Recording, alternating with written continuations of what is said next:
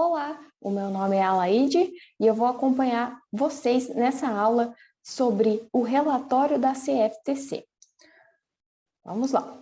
Antes da gente começar, é importante que você já tenha assistido às outras aulas do módulo que compõem o módulo Financiarização do Mercado, porque aí você já vai saber o que é financiarização e também a importância dos fundos de investimento, já que o objetivo dessa aula é uma aula um pouco mais prática, que a gente vai ver como acompanhar esses fundos de investimento com base no relatório da CFTC. Bom, então vamos lá. A CFTC é um órgão do governo americano que acompanha os participantes da Bolsa e o movimento deles em determinados mercados, e aqui no nosso caso que a gente vai ver o das commodities. E esse relatório é divulgado periodicamente toda semana. Então, toda sexta-feira tem uma atualização desse relatório. Só que o relatório é divulgado na sexta, mas os dados têm como base a última terça-feira. Então, no dia 14, agora de maio, a última sexta-feira, a gente teve a divulgação de um relatório novo, com uma nova posição dos fundos, mas ele tinha como base o dia 11 de maio. Bom, aqui é o jeitão do site que vocês vão encontrar quando vocês clicarem nesse link aqui, que eu estou deixando no material para vocês. Vocês vão encontrar esse formato.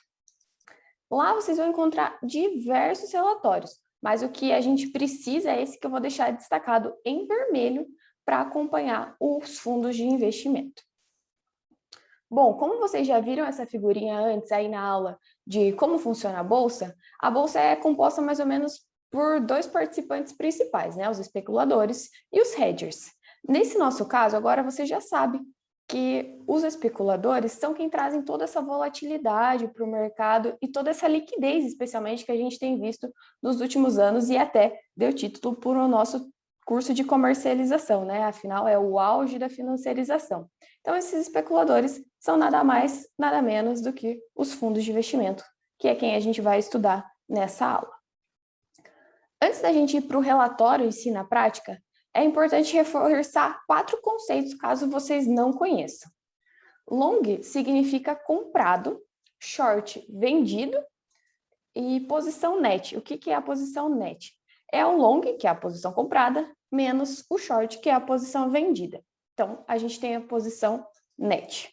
Outro conceito importante é o open interest, que é o número de contratos em aberto ainda não liquidados.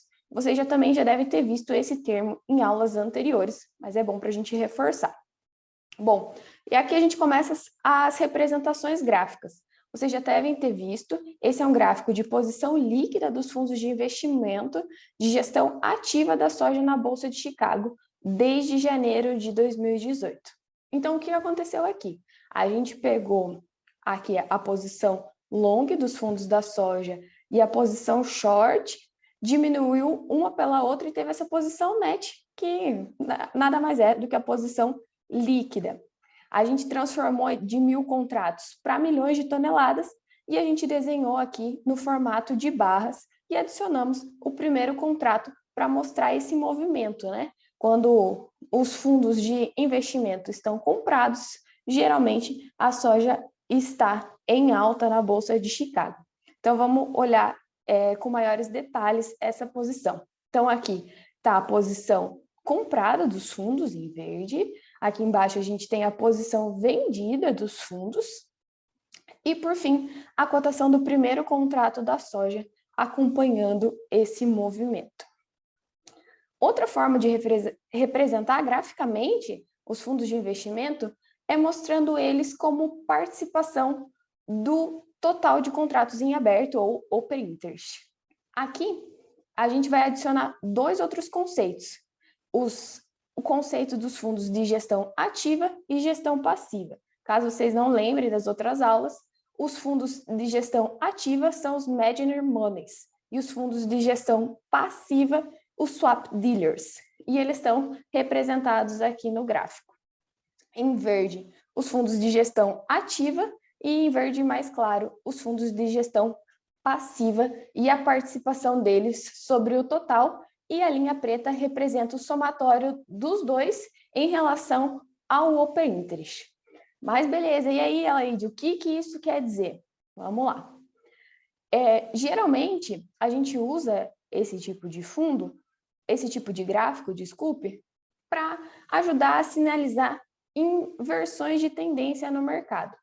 Até o começo de 2012, mais ou menos, a gente tinha um modelo bem linear, quando essa participação do total de fundos de investimento ativo e passivo representava entre 50% e 60% do Open Interest, de todos os contratos em aberto, a gente tinha uma reversão de mercado, que, como vocês podem ver, eu deixei destacado na caixinha azul.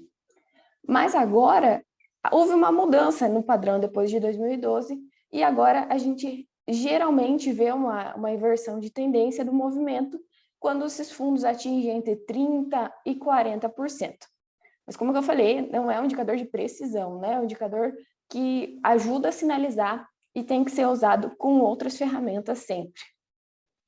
Vamos para o milho. É o mesmo gráfico que a gente viu na soja.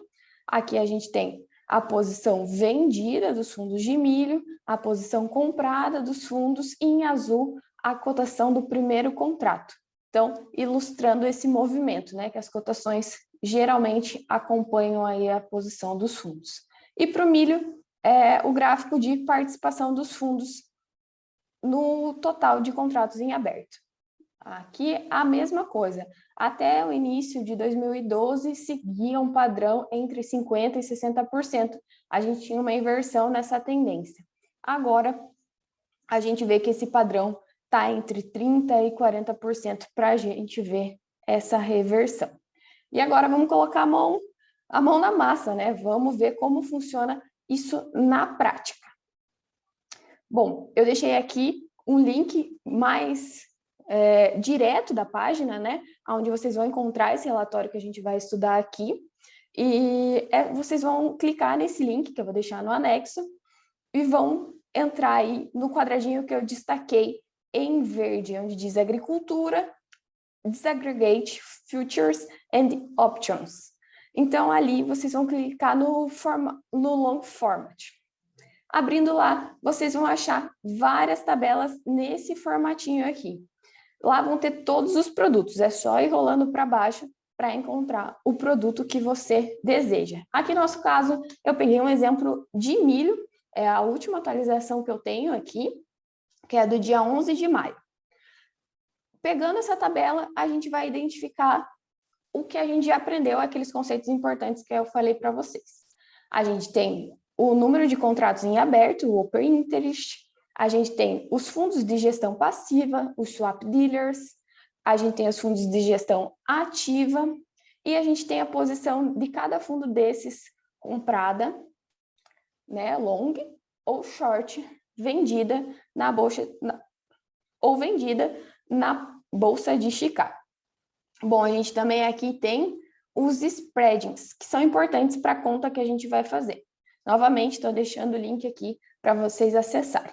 Mas e aí? Vamos lá fazer algumas continhas.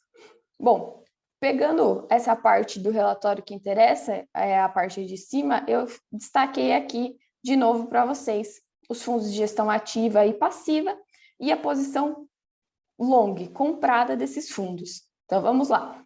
Eu peguei o volume comprado de cada fundo de gestão ativa ou passiva e somei eles e obtive um total que eu deixei aqui em azul para vocês.